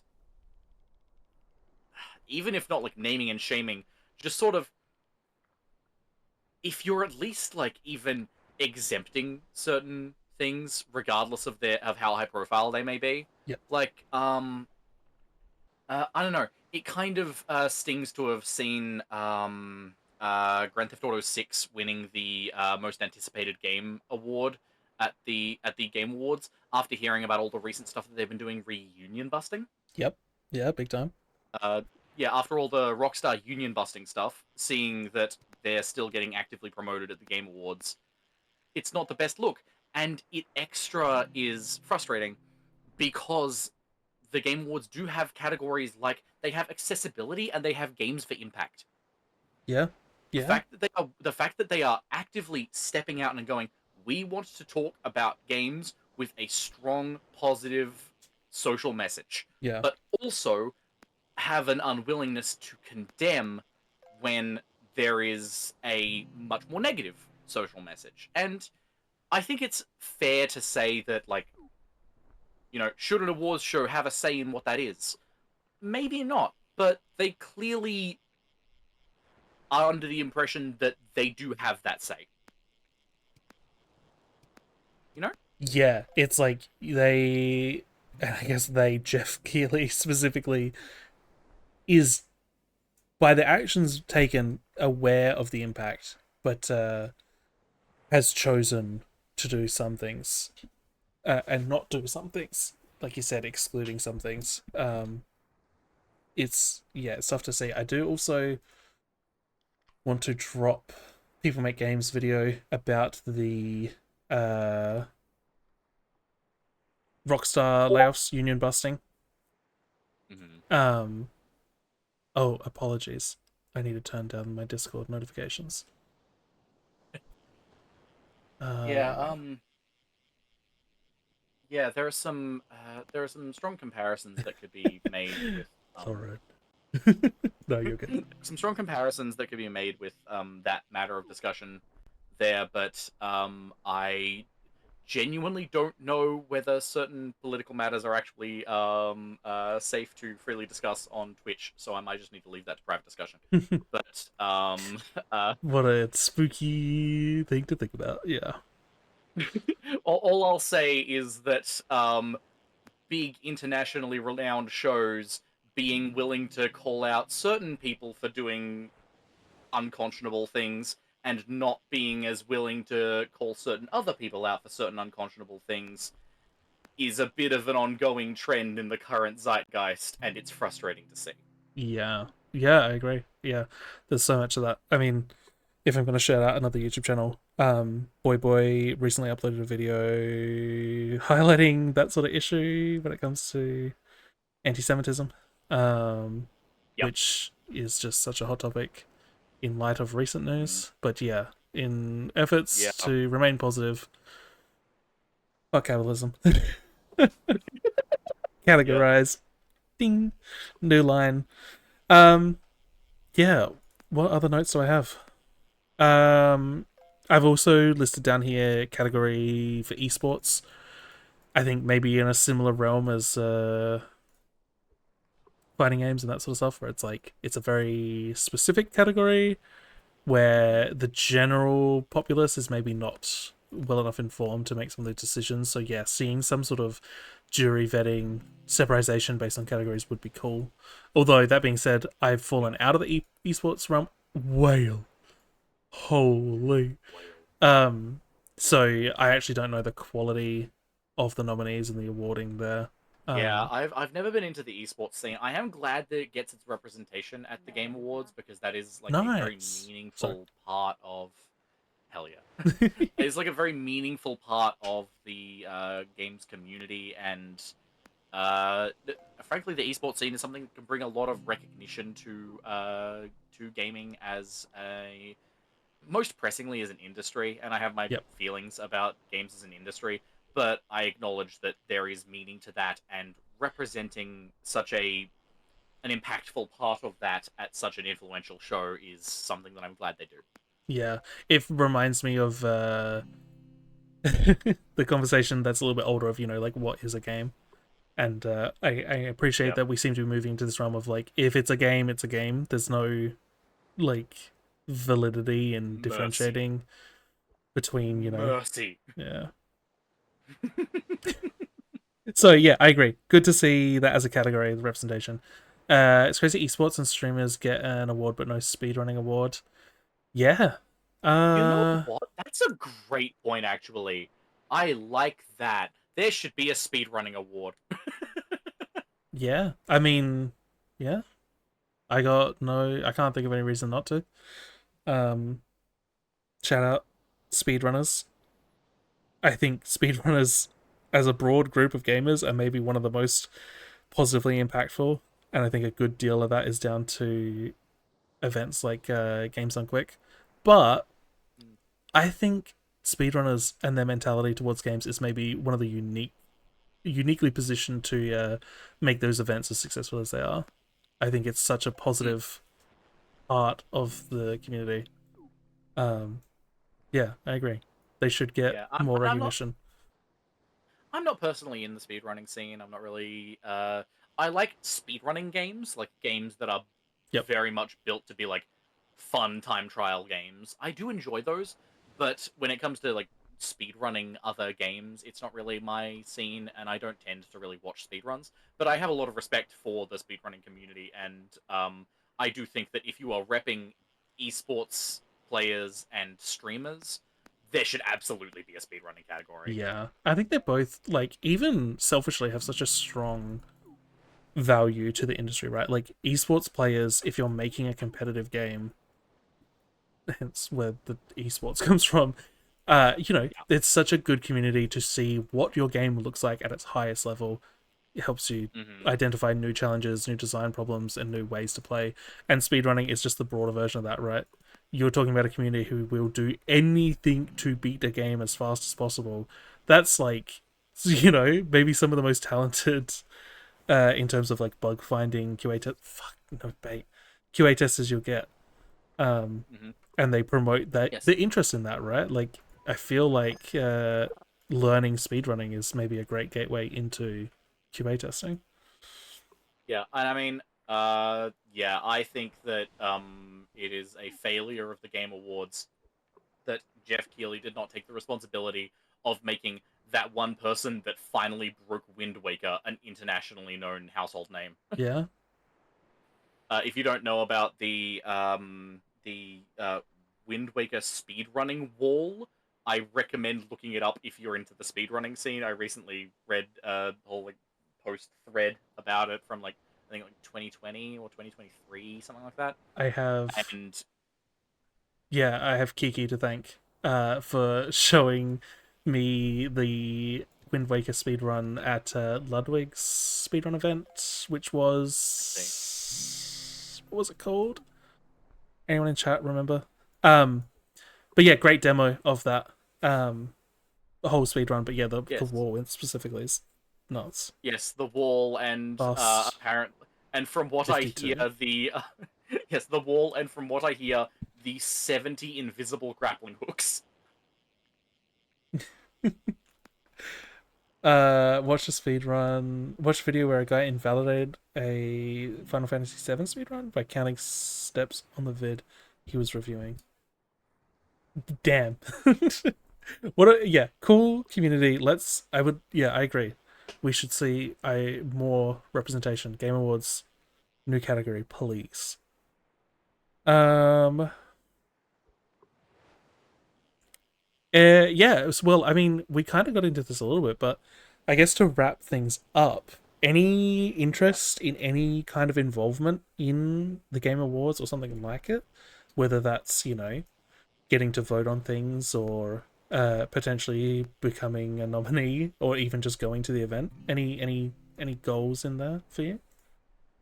Wouldn't say goals personally, but I would say like if I had the opportunity to attend the Game Awards, that would be a cool thing to be able to do. But I would want to do it as like from within the industry. Like if Yep, I could be a game dev that gets to be at the Game Awards, that would be just so cool. Um, Regardless of my feelings on the Game Awards, either way, I think that would be cool. Probably not something that I do right now, as I'm under the impression that happens in the US, and that's not a place that I'm keen on going anytime soon. big time. But but on principle, in theory, I like the idea of getting to attend a big gaming show thing like that. But Being in it's a not something I would room, consider like an aspiration. yeah, sure. I think being in a room of that size in an event of that scale surrounded by peers 100%. Like, yeah, Yeah. that if I could get to that point, I'd be pretty happy. Um, what if I made a video called Sickest Games This Year, Bros? Oh, Actually, Golden ooh, Ray. That's actually, what I that want. leads me to another interesting thing. Because one thing that I would be entirely receptive to is being involved in some capacity with a far more independent version of something like that. Like I know that there was a thing run by some indie people, I think last year, that was supposed to be like a game awards for games that didn't do well enough to be at the Game Awards. Yeah. Um, and I think that's so cool. And I'd love to be involved with something like that. Well, And hmm? shit. I mean, we have a platform. Do we next week? Do we need to have a? Well, that's actually what I was going to say. I would kind of love if we went through some categories. Like, if you wanted to send me some categories, or I could pitch some as well, and we could pick out our personal awards that we would give games from this year. Yeah. We can do that 100%. Um I'd be down. I'd be down. all right. Well, I mean, that's next stream sorted, I suppose. So yeah, look forward to our games of the year. I assume we're going to be having categories with multiple nominees Yeah. and no specific Hey, winners. Yeah, and hey, if anyone in chat wants to give us $450,000 to advertise one of your projects, then I love that. A graphic or two? Absolutely. Well, this feels like a good time to plug the Discord. oh yeah. Oh yeah, if anyone has any contenders for anything that they want to argue for, you've got a week to convince us. Yeah, I will make a thank you for pinning. That's a valid message to pin. I agree. Yeah, jump in the Discord. You got another one? I wasn't even looking. Shit. Fuck. Damn. Just popping off in webfishing. Yeah, I'll make a channel in the Discord for all things version of this year's Game Awards. Damn, oh, he's itty bitty. He's so small. It looks like you're wearing him as a mask. It's like It does. Okay. One more award for Obscure Execution 33. We'll have a category that is just for them, I think. Maybe I'll finally remember to finish it. I gotta play it. Oh, shit. Don't sue me. Can there be like a phoned in category where viewers mention their fave game from this year, but it doesn't have to be something that came out this year? Yeah, I was watching Connor C-Dog VA. I was watching his little awards show that he put on, and yeah, I quite liked how I think the whole thing he was like, the games I played this year, not games that came out this year. So I would like to highlight games this year, but yeah, maybe we can have a category or two for games we played that left a mark. Yeah, I will make that channel in the Discord. Please feel free to put all your suggestions in there. Anything you want. Big fan of appreciating games you played rather than exclusively released. Yeah. Yeah. Well, you are so welcome for giving you more work to do. Webfishing sweep. Only if I can catch a golden ray next. I don't even have a line. Oh, this is embarrassing. Cool. Well, there we go. We'll be live next Monday, which I think will be the last one of the year, potentially. Might be, depending on what people's schedules end up looking like. Yeah, we'll let you know. Best game podcasted. Yeah.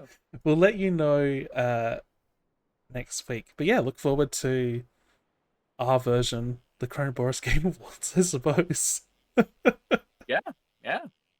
All right. Get hyped. Yeah. See you then. Take care. Bye.